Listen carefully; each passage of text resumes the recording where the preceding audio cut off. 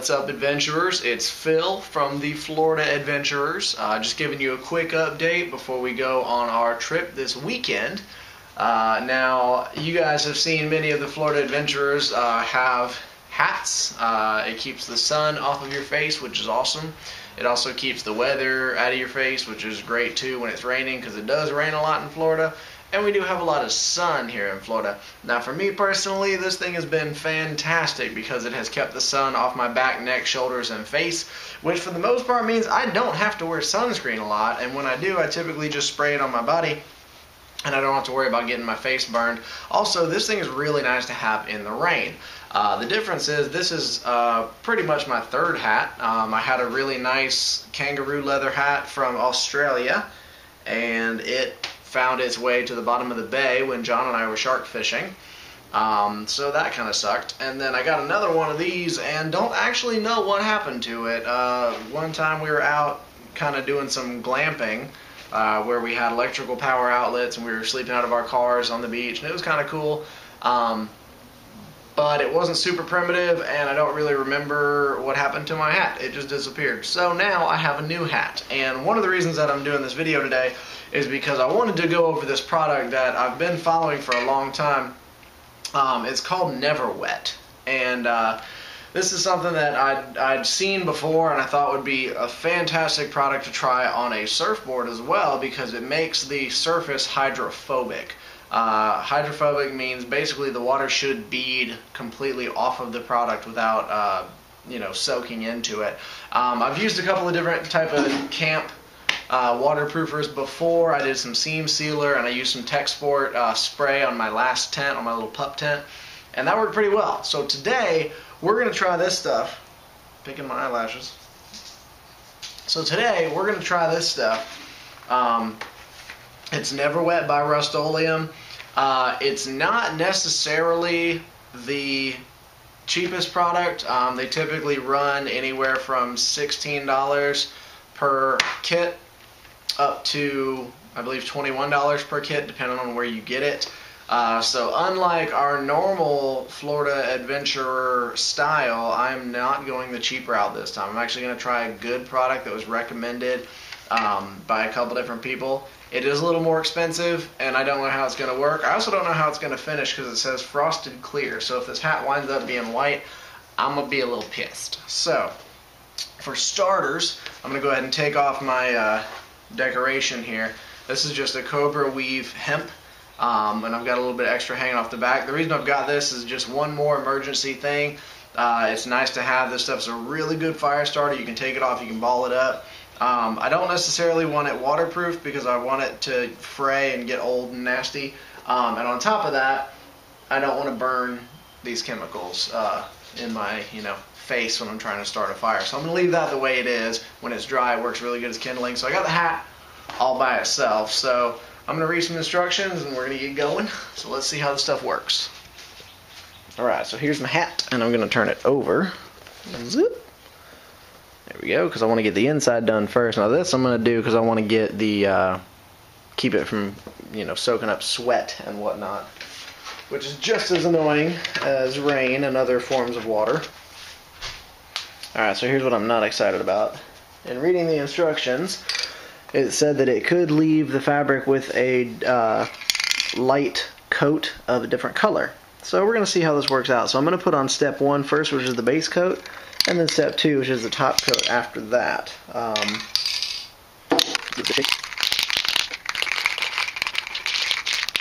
Right.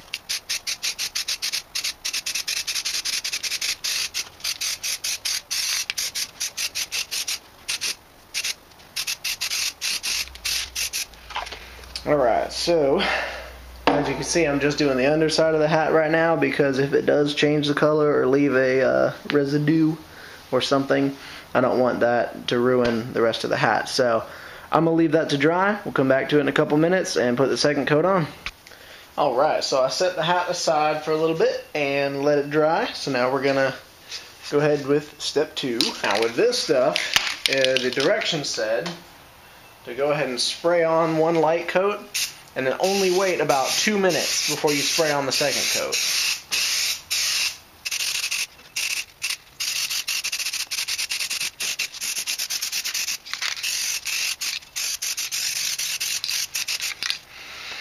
Alright, and as you can see, it is drying down kind of white, so I'm going to have to decide if that's okay. I may not want my hat looking white, to be completely honest. There's the brown, there's the white. I'm going to go ahead and wait 2 minutes, put another coat on.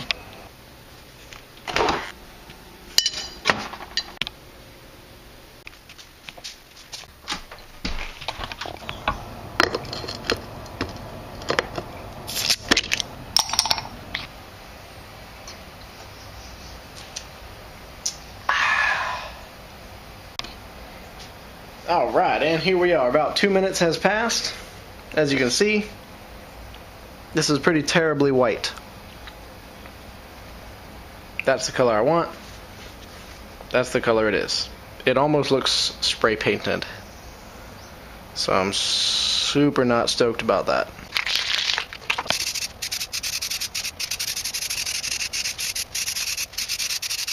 Alright, so I'm going to let this primer soak into the top of the fabric. Go ahead and let it set for another 30 minutes, and then we will spray it on top and turn this hat white. White side.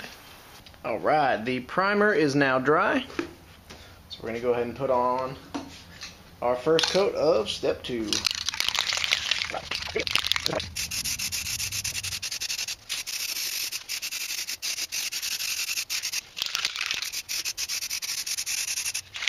Alright, let's let it set for 2 minutes and see what happens.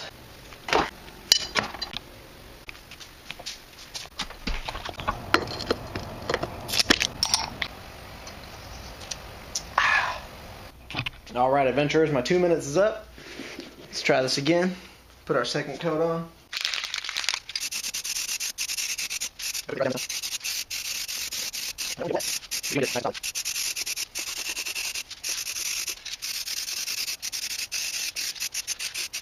Alright, and as you can see, I was paying extra attention to all of the seams and also the top and the edge of the brim where the water is going to collect.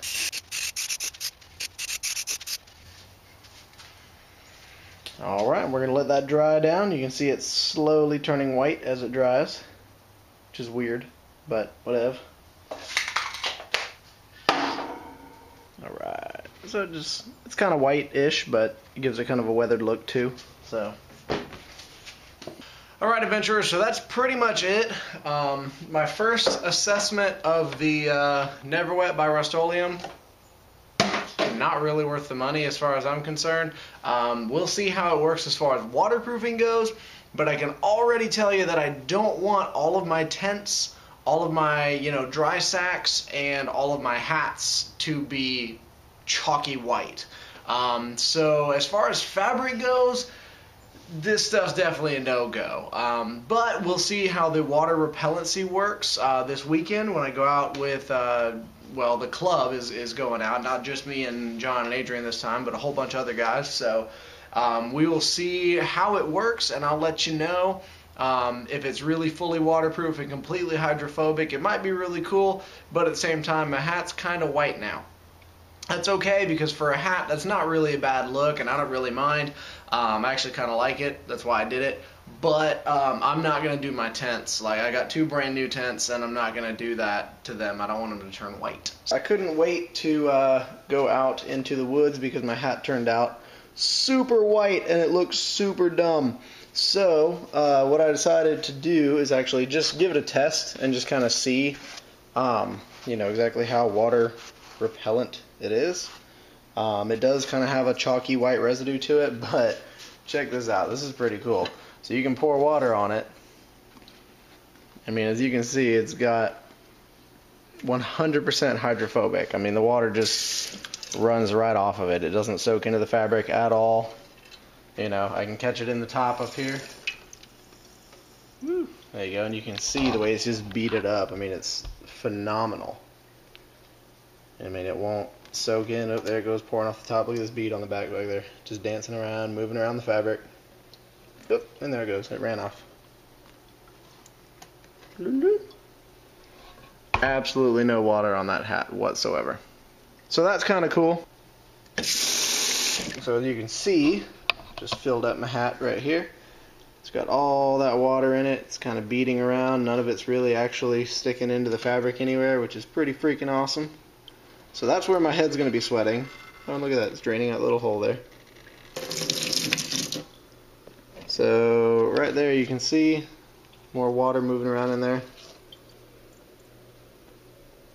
That's awesome. So basically, it's cool because it's not wet. I can throw it on my head. It's completely dry, 100%, which is pretty awesome. So that's really cool. But I'm not really sure that I like the way it's, you know, white. So I don't know. We'll see what we want to do from there. Alright, so basically I took one look at my hat overnight and it turned blue. The white, whatever combination of chemicals and stuff just turned my entire hat like a very light, stained, horrible 1980s denim color.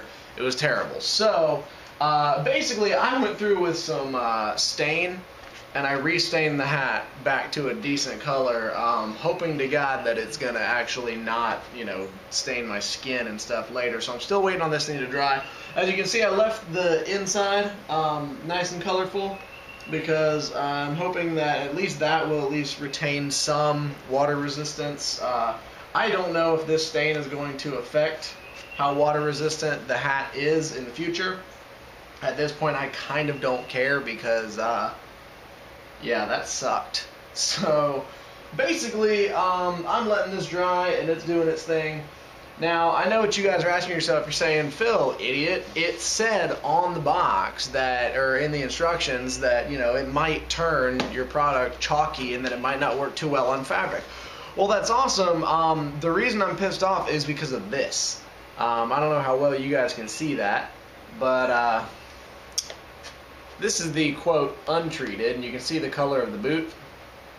This is the treated, and you can see the color of the boot there. Now, I ask you, does that look white to you? Does that look white?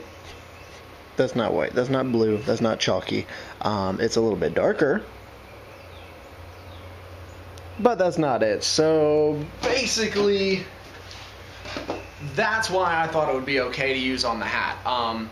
This is what we call false advertising, also known as bullshit. So that is why I went ahead and spent the money thinking that, yeah, it might leave, you know, a finish, might do something to my, you know, hat. I didn't think it was going to turn it blue. So secondary assessment for fabric or anything that, you know, you're not going to just not care about the way it looks, don't go with the Rustoleum NeverWet. It's never going to work. It's never a good product. It's never whatever. The fact is, on something that you can have a white chalky finish and be waterproof, awesome. If you want to turn your brown work boots into like a really crappy chalky denim color, go for it. But I really don't recommend this stuff at all to anybody. So for now, keep checking us out online, guys. Check out www.floridaadventurers.com for a little bit of bio and just to kind of keep up with us as well. Also, check us out on Facebook and Twitter at FLADventure. So, Florida Adventure. Got it? It's pretty easy. It's right there on the bottom of your screen. Check it out. Alright, so check us out on there, guys. Give us a tweet, give us a thumb and or a like in. Check us out online. Keep an eye out after this weekend for another trail video that I know you guys are going to love because this is the start of our new 2014 season with the brand new reinvented Florida Adventurers Club. So we'll see you guys on the trails.